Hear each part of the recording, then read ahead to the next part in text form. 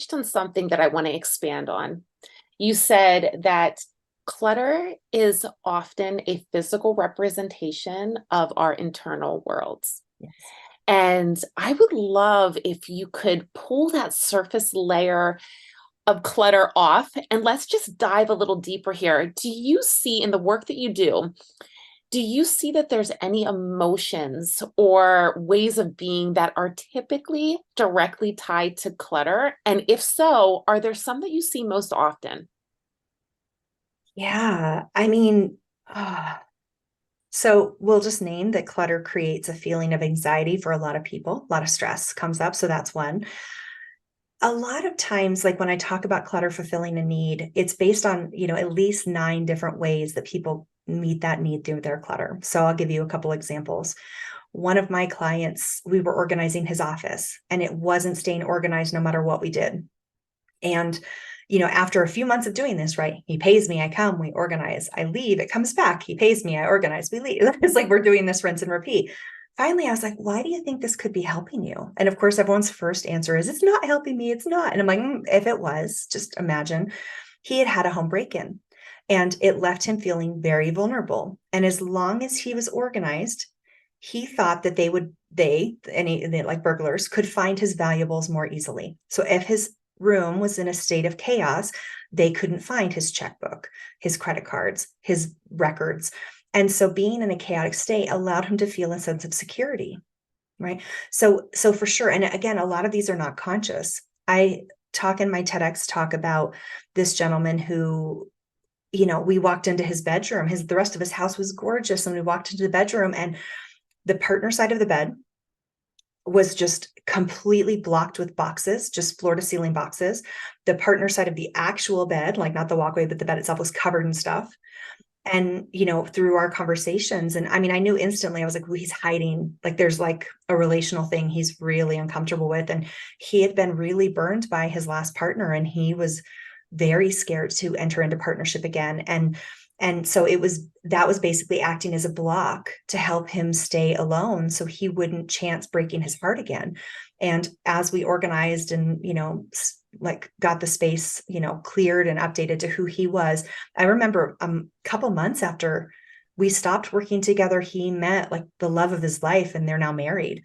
And it's so beautiful. So to me, there's never an accident when it comes to what our clutter is, where our clutter is. I always say I can walk into your house and know the state of your life just based on the clutter. So I don't get invited over to people's houses a lot, but that's okay.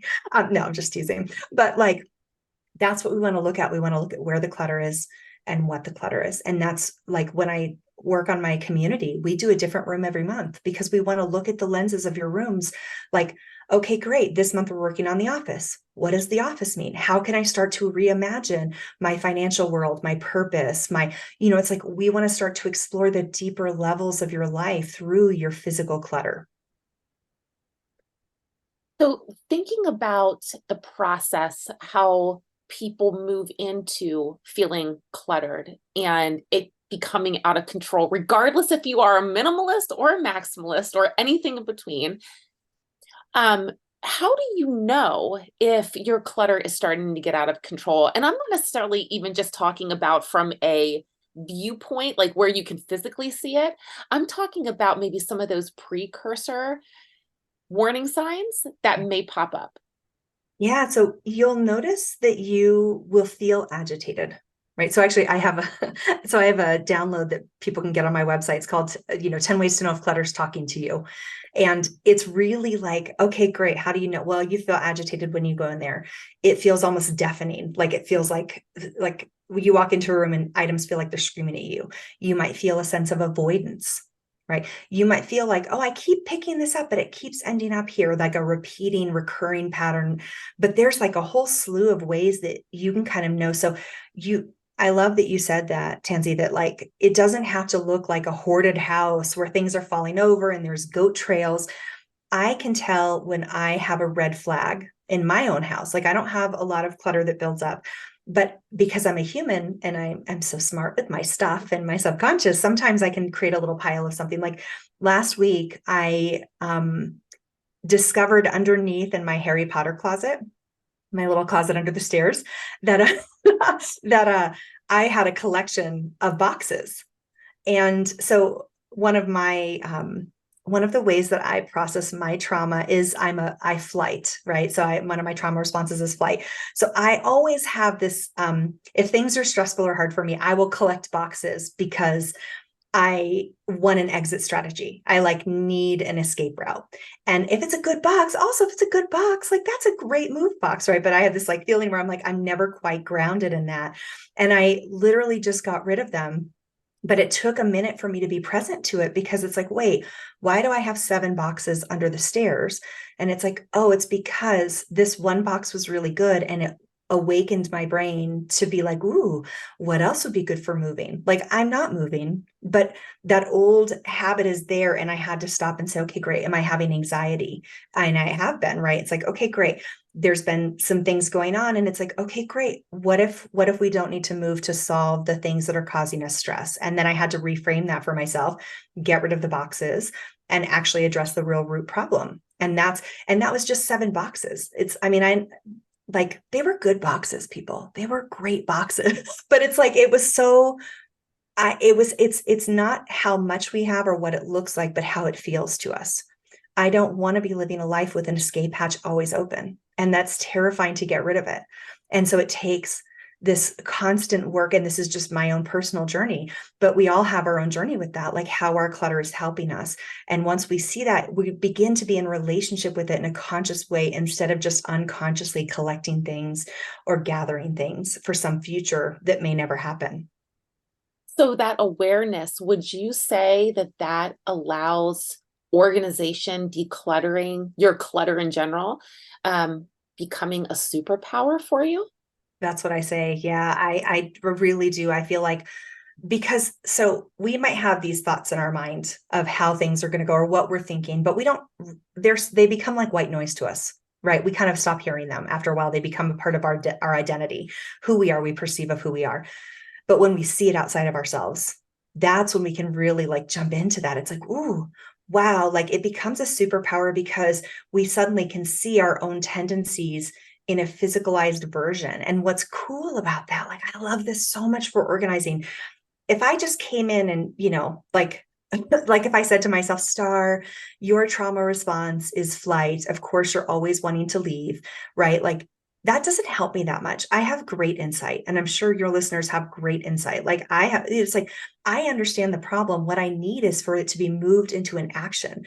And that's where the magic of organizing comes in. And this is why I love this so much. And I didn't become a therapist or I didn't do any number of other things I could have done. And it's because I can track, oh my gosh, look at that. I'm collecting boxes because I'm feeling anxious and like I want to run. Why might I want to run right now? And then I stop and I process and it's like, oh, I want to run because of this. What do I need to do? Well, I probably need some emotional support around that. Okay, I need to like take these 3 actions to make me feel better about that. Oh, wait, I don't need the boxes anymore. Right. And then I get rid of the boxes and my brain says, thank you for closing the loop. And it becomes like I didn't just have the insight, I also moved it into action. I made a choice. By getting rid of those boxes, I said, I choose to be here. I choose to plant my feet and be grounded. And it's scary. And I did it anyways. And wow. So it's this magical thing where we rock back and forth between great insight and action that changes our life. And it also sounds like a little endorphin hit too to the Oh, brain. dopamine hits so good. It's so Yeah, good. Yeah, it's true. It's like creating categories creates that yeah. dopamine hit. Getting rid of things creates a dopamine hit, make it play, right? All these things like, and what it does is it just says, keep going, right? When I got rid of those boxes, I didn't think, and now I'm complete. That was like, ooh, keep going. Now I can settle into this house more. Now I can take these actions in my business. Now, you're right. It's like, so the beauty of dopamine is it leads us to the next thing. It's not about like completion for completion's sake. It's like, ooh, yes, and moves us forward, which is just feels good. And it's amazing. It's good for our lives and good for our entire energy field. Yeah, yeah. So so even though this stuff the decluttering side, organizing is so directly tied to our internal world. I would love if you could maybe expand on how that extends into people's lives as a whole. Like, do you have any examples from clients of how just something as quote unquote simple as organizing your space really shifted somebody's life for the better? Absolutely. So one of my clients, I remember she called me because her dining room wouldn't stay organized. And so, it was like, okay, I want to entertain. I want, to do this. And I'm looking around and we're starting to work on the clutter. And within that first day, I really understood that she was contemplating leaving her partner. I was like, ooh, I see this. Like I track, and I don't say this to you right the same day because like this is your journey and it's your problem. But I was like, I really track that she wants to leave and she wants her house to be organized enough that she can go if she wants to go. And we worked together for probably 2 years. Because again, your clutter didn't come overnight. It's not going to go away overnight. So it takes a minute. 2 years in, she finally confessed to me that she had called me because she had been contemplating, right? And it's like, I saw it that day, right? I was like, the way her clutter was kept, what she kept, how she kept it, where it was, like, it told me everything. I was like, ooh. And so she kind of confessed it a couple of years in. And the beauty is that through organizing her spaces, she was able to make peace with herself, understand where she was missing like certain skills that she needed for like communication or just conversations that she needed to have with her partner that they hadn't had, or changes she needed to make in her own life that was actually her responsibility. And by the end of those 2 years, they chose to stay together. They have never been happier. I get messages from them on a regular basis, like, thank you for changing our life. Like, and poor guy, I don't think he knows how close he was. Like, I don't know that he knew, but she knew. And it's like, our clutter attaches to every single part of our lives. Like this is an extension of your energy. And so we are organizing her dining room, but we're organizing also her relationship with her partner, her relationship with her children, her relationship with her job, her relationship with her finances. We're organizing her community and how she entertains in her house. Like that's 6 things from one room. And like, that's just me kind of tiptoeing over the top of it. So us doing those spaces, and it wasn't just her dining room in 2 years. Like we started there, but we went to every single area of her life. We went into her business, we went into her technology, we did the entire house top to bottom. So it really does like expand, to every area of your life. So when you start to make meaningful changes in your physical spaces, you will see that benefit in every single area of your life. Mm, I love that. I mean, really, not only was she optimizing her clutter, she was optimizing her life. And Yeah. making peace and healing, because a lot of this, it's not like, I mean, it's so easy to tell an anecdote, right? Like, and then she was happy. Well, I have not told you the days that she wanted to cry, or the days she did cry, or the days that she was like, gave me the FU eyes because I was like having her do paperwork again. And she's like, I don't want to do it. And I don't like you today. And I'm like, you're entitled. Do it anyways. Love you. Bye. So it's like, it's not easy and you're facing a lot of monsters. Like I talk a lot about the monster in our closet and how we have to face it. And oftentimes when we look and see that monster, it's often like a chair with a towel over it, not a monster. And we just need a little light, a little vision, and sometimes a little company to be able to face some of these very scary things in our lives. And when we talk about why clutter can be difficult, it's because when you go to organize, you're dealing with the emotions that come up when you see certain items. Maybe it's our own internal perspective of ourselves, but it can also be finding things of people that you love who passed away, or things that make you question your worth. Like there's a lot of emotions built in to the physical clutter. And then you're looking at like the pragmatic element of it, right? And then you're also like just the how to organize.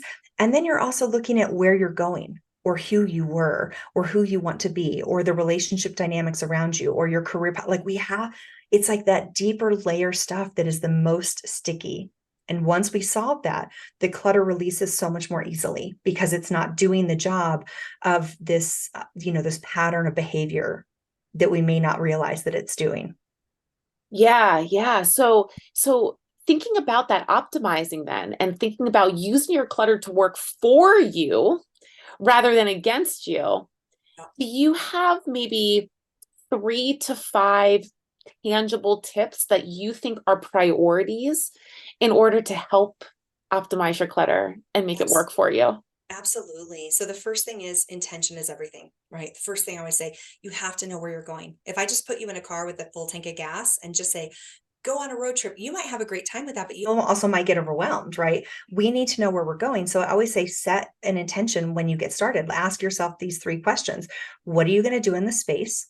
How do you want this space to feel, and how do you want it to look, right? We have to know. And I talk a lot about, like, I have a class on decluttering love, about how to use your spaces to manifest love in your life. But you can do that with anything. It doesn't have to be romance or love. It can be your career.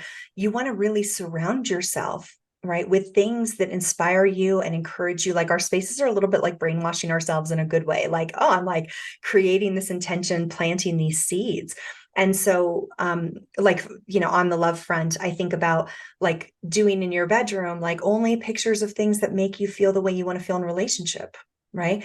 And a big thought, so setting your intention is one, right? Surrounding yourself with imagery that feels good to you, and also just items that feel good to you, not letting you have anything around certain areas where you're really trying to optimize the power there. So I would say, choose a niche area.